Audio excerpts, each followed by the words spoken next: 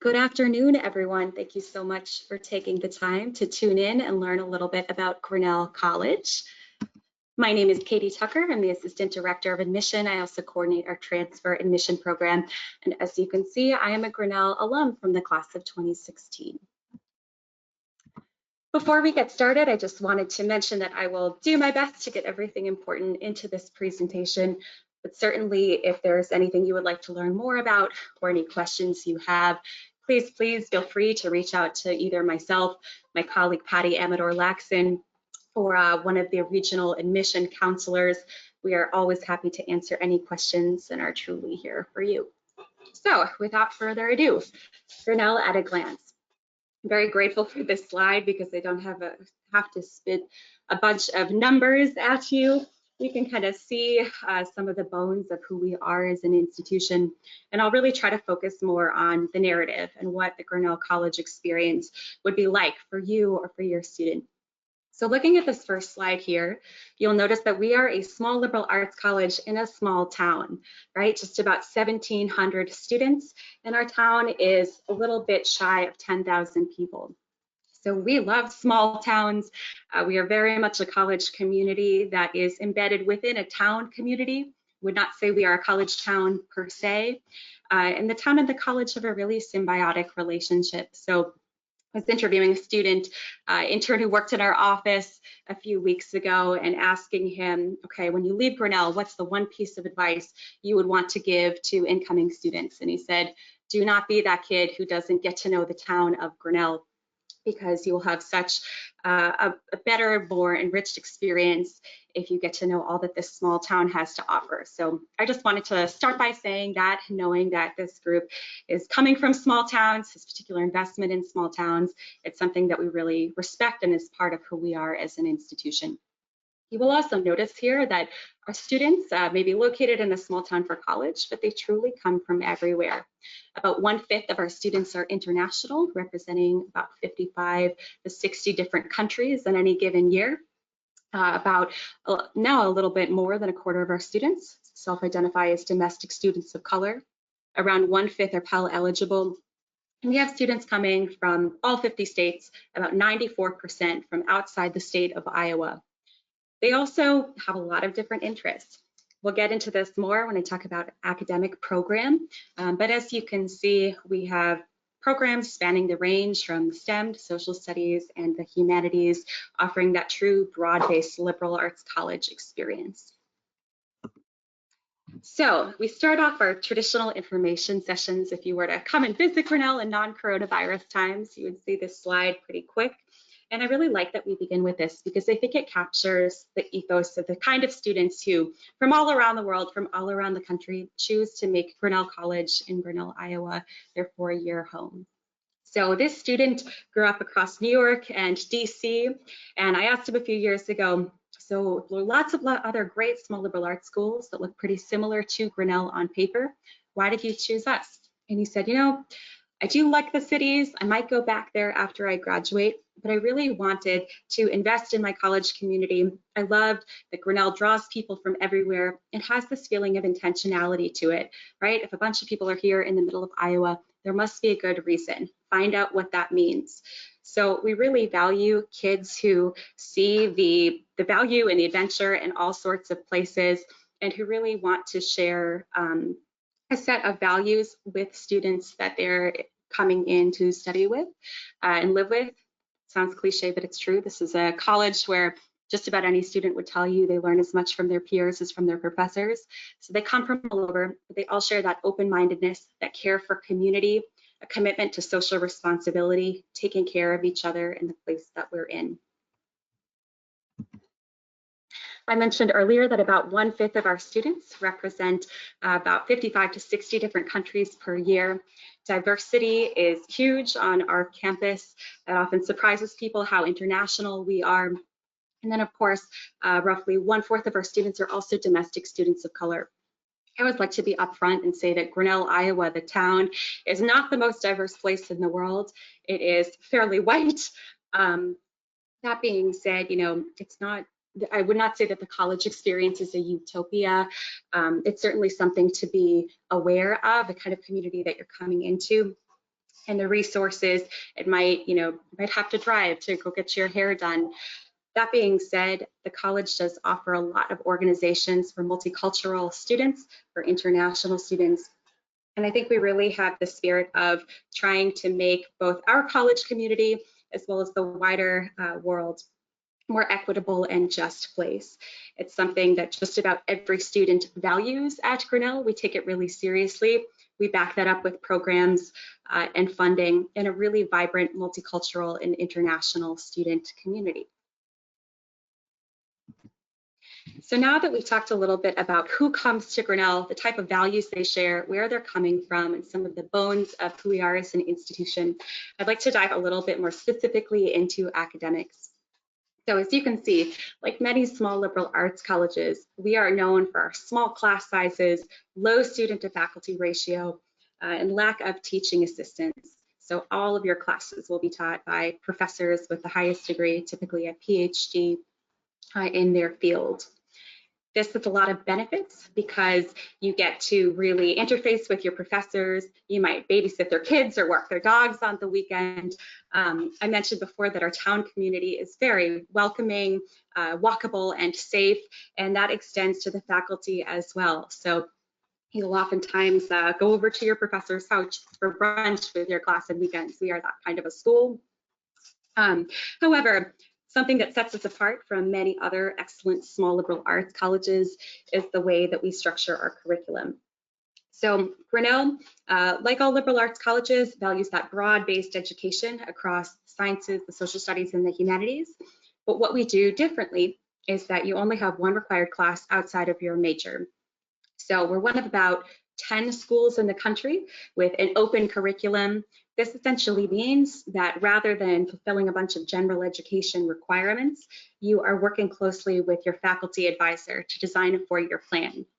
You don't have to declare a major until the end of your second year, but you have, and you have a lot of flexibility to do things like double major, add a concentration, study abroad, do research for 4 credits for one or multiple semesters. You will never graduate late because of those things.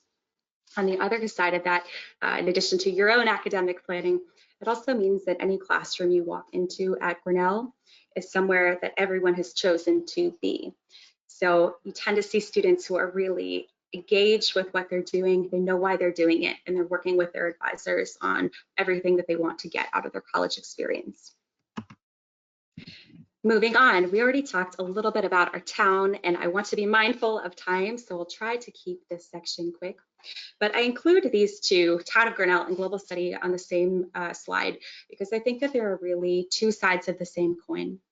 At the outset, when I was discussing our community, I mentioned that this is a place where people have a lot of intention and curiosity and see a lot of value in the types of places and communities that other people might deem flyover country or not necessarily, a beach or mountain, big city vacation destination.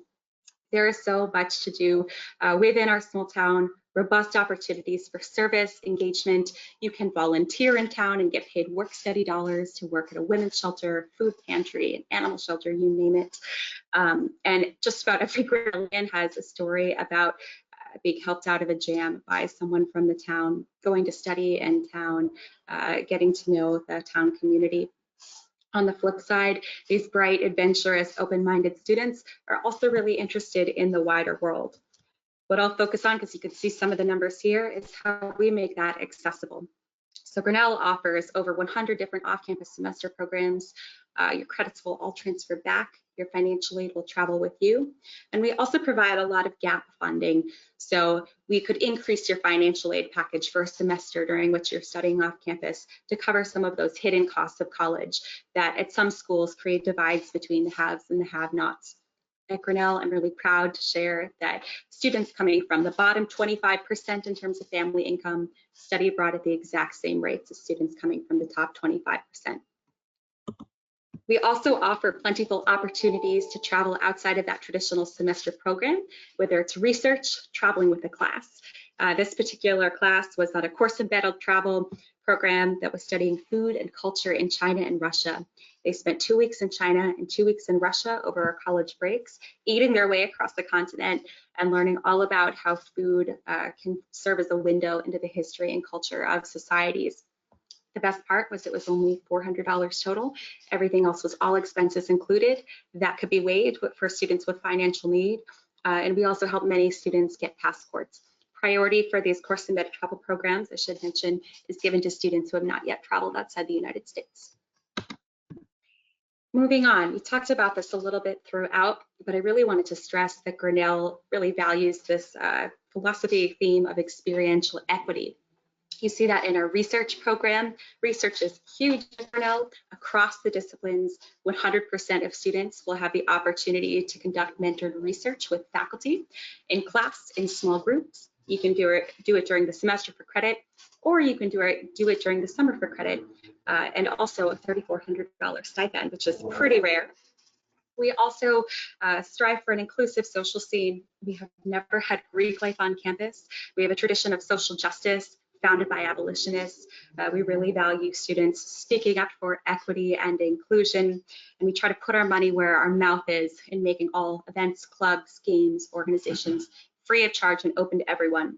That 99% number there is just because I know that the International Food Bazaar, which happens once a semester and is one of the best events on campus to my mind, it does have a $5 fee. So you have lots of time before worrying about what you will do after graduation, but I also think it's very important to highlight that the resources are there for you from day one. Having this open curriculum with this close mentorship, opportunities for study abroad and research means that when you graduate from Grinnell, you will not have a path that looks exactly like anyone else's, but you will have developed the skills and abilities to articulate why your unique college experience makes you a great fit for whatever comes next. You can see some of the stats for graduate school and employment. I always think it's important to call out that there is plenty of funding for things like unpaid or underpaid summer internships on a need-based basis, as well as flying seniors out for job interviews, paying for clothes if you have financial need. We really try to cover all of those wraparound expenses to help get you where you want to go. Specifically relevant to rural and small town students, I'm going to focus a little bit more on our diversity travel opportunities and opportunities for first generation and low income students, because we don't have rural specific resources, but to the extent that students have overlapping identities, we really try to make sure, as I've been doing my best to stress throughout the presentation, that we are a wraparound college that meets students where they are at. We do have travel funds to visit, both during the fall programs as well as upon acceptance.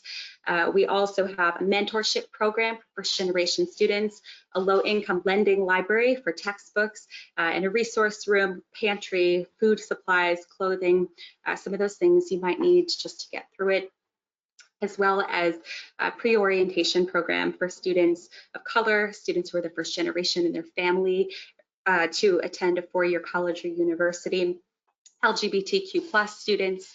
And then finally, the Grinnell Science Project is a pre-orientation program for students who have traditionally been underrepresented in the sciences, including select students of color as well as first-generation college students.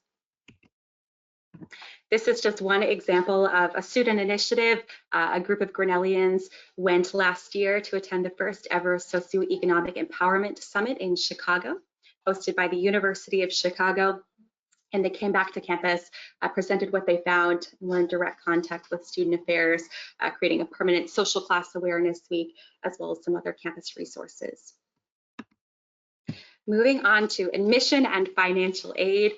You can see some of the stats on here, so I will focus a little bit about what we are looking for. Really, when I'm reading an application, I'm trying to answer two questions. One, do we have academic evidence that you will succeed in our classrooms? And two, what will you contribute to our community? Your transcript is always going to be the most important piece of your application. We look at both the challenge of your curriculum as well as your performance, your grades within it, within the context of your school. So we see a school profile that lists all of the available AP courses, IBs, opportunities to take community college courses. If your school does not offer those things, you will never be penalized. However, if they do, we would like to see that you are taking advantage of challenge, particularly because at a school with no curricular requirements outside of your major, we like to see that you're self-motivated and up for an academic challenge. Going to skip to affording Grinnell. I know some of that was on the previous slide, but the two most important things to know about our financial aid program are that we are need blind for all U.S. citizens, permanent residents, as well as asylees. We are need aware for international or undocumented students. But for all students, including international and undocumented students, we do meet 100% of financial need. The vast majority of this is in the form of grants, so free money, you don't have to pay back.